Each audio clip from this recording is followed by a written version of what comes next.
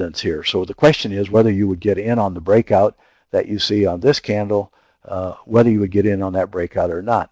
Now we'll assume that, let's say that you decide that you do want to get it and you do want to go short. You've heard the news and you're kind of bearish on the whole market scenario, so you say, okay, I am going to take a shot at this. The predicted low on this candle was 149.88, and as using our 20 pip leeway, that would put your sell at 149.68. Now, what would have been really nice if you had made that conclusion that you wanted to go short was if you see up here where you have the predicted high. The predicted high for that day was 150.92.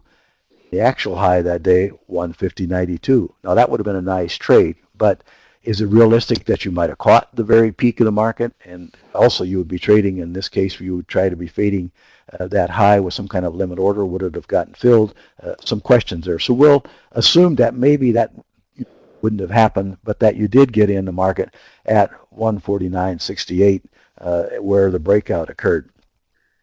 As you see, the market goes down. We would have been keeping our stops, in this case, above the predicted highs all the way down, kind of, not as a trailing stop exactly, because sometimes we aren't going to move it. It depends upon how the predicted high, how it moves from day to day. But, generally we're going to move that stop down as the market moves down.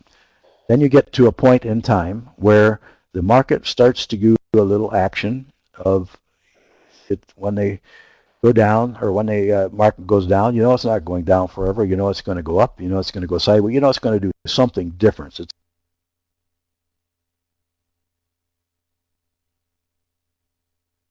a ways situation where they trade back and forth, and just enough to keep us kind of baffled. Another point about this is that this bar that I just put here was done on March the December 22nd, where you start to see, in the case of the predicted differences, you start to see a little turn there. You start to see the indications that maybe this is a bottom. You have a holiday season coming up, and maybe you don't want to be long over the holidays. You kind of want to be out. You've got a nice profit. So you put your stop, again, as we said before, above the predicted high, and in this case, we're going to do the 20 points above the predicted high on that day. The predicted high was 143.26, so that means you would be buying to cover that short position at 143.46. Now, if you look at the difference between those two, between the point that you had right here, where you actually got in, and the point where you got out down here, the low, right here, you will have 620 pips, and if you're trading a full-size 100,000 unit lot, $6,200. If it's the small, the micro one, $620, but not too bad, and you can take any multiple of the mini contracts that you want and be able to trade accordingly depending upon the size of the contract or size of your account. Also, as I mentioned before, I want to reemphasize this point, is that as you are going sideways in these whole indicators here, you probably are going to say this is not a good sign, and you might have sat for a while, but you have sat, you have waited for the trend, you got the trend, you got your $6,000. Hopefully you maximized on the profit. You came out of that with a nice profit, and so you can go enjoy your Christmas dinner, your holiday season, and hopefully that makes everything work a lot better, because you don't maybe try to catch every possible move, every little nuance of the trade, unless you are an active intraday trader, in which you can then trade within those various things. But perhaps you would then be able to catch that long trend, because that's obviously what you're trying to go for. We want to switch back here a little bit to a couple of other markets. I want to focus totally on the euro, but we want to show you that there are some other possibilities. I mentioned that we had the euro-US dollar pair that we showed. Let's just run through some other ones. We have, if you are interested in trading, you have, as I mentioned before, you have a number of opportunities that you can trade. This shows you a chart of the British pound.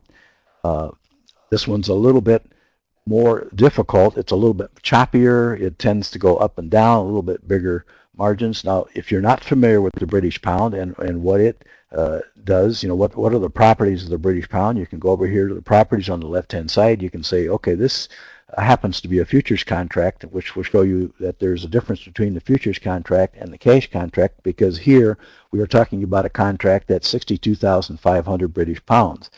And so when you talk about ticks, instead of the $10 that we talked about with the euro, we have tick size here of 625. So, you have to kind of keep those factors in mind as you're trading, depending upon the size of the contract that you're trading. Now, also go to the intermarket. You'll see some of the same influences on the British pound as affects the euro, which is no surprise to anybody, because the nature of the markets is such that currencies are going to reflect interest rates, stocks, companies, all those kinds of things. Go to the Japanese yen. You can see here that we had the distinctive spike that you see there. If you recall, again, we talked about the Dubai debt news. It affected the yen greatly, and the dollar, of course, because we're talking about here the yen versus a dollar when we're talking about futures, because when you're trading these currencies, you're always trading spreads, and so there always has to be, you're long one, short the other. So it's the yen versus the dollar in the futures contract situation. Again, you might be wondering, okay, in the yen situation, what am I dealing with? What's the market size? In this case, you have a contract size, 12,500,000 Japanese yen, and you have a tick value here of $12.50. So again, know your contracts, know what you're dealing with, because in currencies, they're maybe able to trade somewhat the same, but they're not all the same in size. Now, when you look at some of these contracts also, you might wonder, okay, we had a nice move, a breakout situation here. The things lined up for the Japanese yen to go along. And if you were able to stay in this contract all the way to the point up here where you break out of the predicted high to the breakout of the predicted low, what would that be worth? Use our Vantage Point Opportunity Calculator, and that tells us that, again, we're talking about the full-size futures contract, that we have 515 ticks, $6,437.50. So obviously a nice long move, and you can get in it and stay with it. There are some tricks along the way that you have to be aware of. There are some spikes down. There are some situations here that might have gotten you out.